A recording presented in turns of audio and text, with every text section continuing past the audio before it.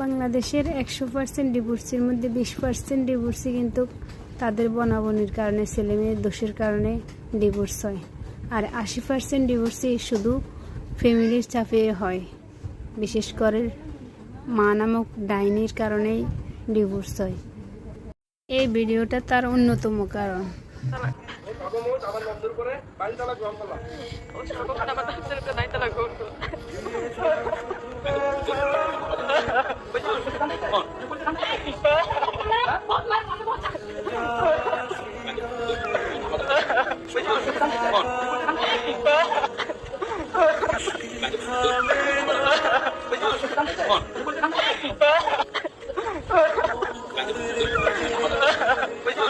On.